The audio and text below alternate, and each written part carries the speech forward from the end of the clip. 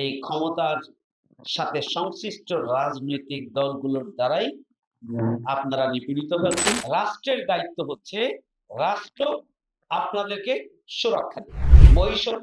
শত্রুর আক্রমণ হোক, আভ্যন্তরীণ কোন আক্রমণ হোক, সে আক্রমণ থেকে সুরক্ষা দেবে রাষ্ট্র। এটা ইসলামী রাষ্ট্রের দায়িত্ব। রাব্বুল আলামিন বলেছেন যে তোমরা একে অপরের সম্পদ অন্যায়ভাবে গ্রাস করো না।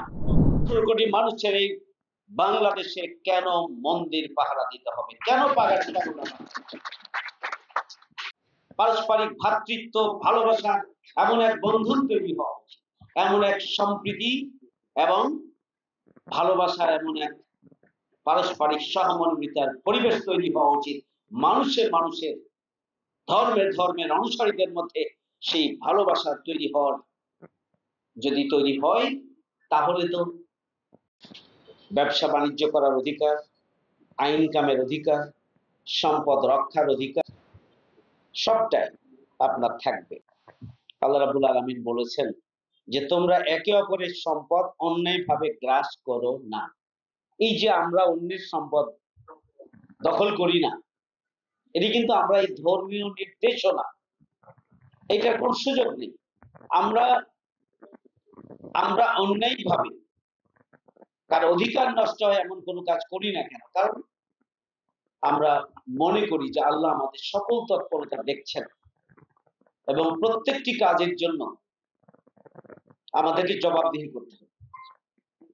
আল্লাহ রাব্বুল আলামিন বলছেন ইন্নাল্লাহা খাবীরুম বিমা তা'মালুন, নিশ্চয় আল্লাহ তোমাদের সকল তৎপরতা সম্পর্কে অবহিত। আপনার চিন্তা, আপনার দৃষ্টিভঙ্গি, আপনার ভাবনা, আপনার চোখের তৎপরতা, আপনার হাত পায়ের তৎপরতা, সবকিছু সম্পর্কে আমাদের স্রষ্টা মহান রব্বুল আলামিন অবহিত। এটা আমরা বিশ্বাস করি মনে প্রাণে। আল্লাহকে ভয় করবেন, তারা তত বেশি সতর্ক থাকবেন, তার মাধ্যমে কার অধিকার যেন নষ্ট না হয়, তার মাধ্যমে যেন কোনো অন্যায় না হয়, তার মাধ্যমে যেন কারো সম্পদ নষ্ট না হয়।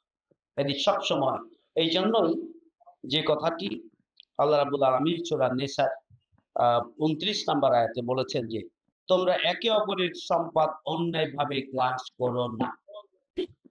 অন্যের সম্পদ গ্রাস করার, দখল করার, নিয়ে নেওয়ার, হজম করার, এই যে কালচার, এটা কারা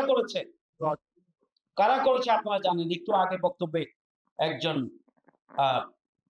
একজন বক্তার কাছ থেকে আমরা শুনলাম যেটা কারা। আপনারা ভুক্তভোগী, আমাদের পক্ষ থেকে এটি বলার প্রয়োজন নেই।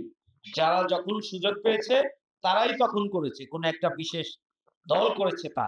এই ক্ষমতার সাথে সংশ্লিষ্ট রাজনৈতিক দলগুলোর দ্বারাই আপনারা নিপীড়িত হচ্ছেন, দেশের মানুষ নিপীড়িত হচ্ছে। এটা খুবই দুর্ভাগ্যজনক। এটি হওয়া উচিত ছিল যে রাষ্ট্র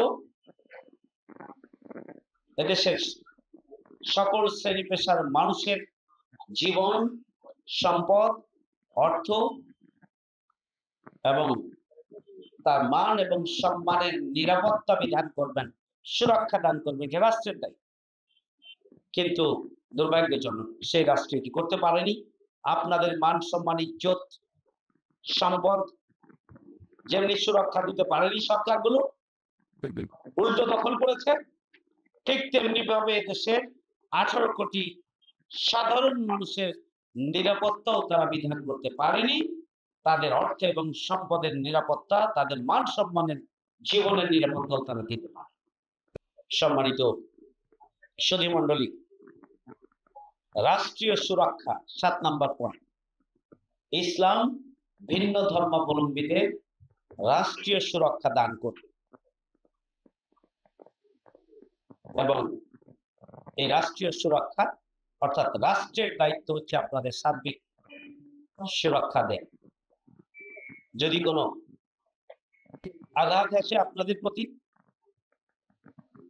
যদি কোনো আক্রমণ হয়, যদি আপনাদের ধর্মের বিরুদ্ধে কোন ধরনের চক্রান্ত ষড়যন্ত্র হয়, জাতি গোষ্ঠীর বিরুদ্ধে চক্রান্ত ষড়যন্ত্র হয়, রাষ্ট্রের দায়িত্ব হচ্ছে রাষ্ট্র আপনাদেরকে সুরক্ষা দেবে, আপনাদের নিরাপত্তা বিধান করবে। শত্রুর আক্রমণ হোক, আভ্যন্তরীণ কোন আক্রমণ হোক, সে আক্রমণ থেকে সুরক্ষা দেবে রাষ্ট্র। এটি ইসলামী রাষ্ট্রের দায়িত্ব। এটি ইসলামী রাষ্ট্রের দায়িত্ব এবং কর্তব্য। সুতরাং আপনারা নিজেরাও ধর্মানুরাগী, আপনারা ধর্ম চর্চা করেন, অনুশীলন করেন। যদি সেটুকু আপনি সুন্দরভাবে পালন করতে পারেন, তাহলে আপনি যে স্রষ্টা বিশ্বাস করেন, তাহলে সেই স্রষ্টা আপনার সে বিশ্বাসের আলোকে সেই স্রষ্টা আপনাকে আপনার সন্তুষ্টির কারণ হতে পারে। আপনি যেখানে বিশ্বাস করেন, প্রতিটি ধর্মের যে নির্দেশনা, সেটিকে আসলে বর্তমান সময় ধর্ম এবং ধর্মীয় শিক্ষা থেকে জাতিকে মুক্ত করার জন্য দীর্ঘ সময় ধরে চক্রান্ত চালানো হচ্ছে। ধর্মহীন শিক্ষা ব্যবস্থা চাপিয়ে দেওয়া হচ্ছে। এই ধর্মহীন শিক্ষা ব্যবস্থা বা সেকুলারিজম, ধর্ম নিরপেক্ষতা, সেকুলারিজম বলতে বলা হচ্ছে নট রিলেটেড টু রিলিজিয়ন, যার ধর্মের সাথে কোনো সম্পর্ক নেই। একজন মুসলিম যেমন সেকুলারিজমে বিশ্বাসী হতে পারে না, একজন অমুসলিম বা হিন্দু সম্প্রদায় হোক বা খ্রিস্টান সম্প্রদায় হোক, তিনিও তো সেকুলারিজমে বিশ্বাস করতে পারেন না।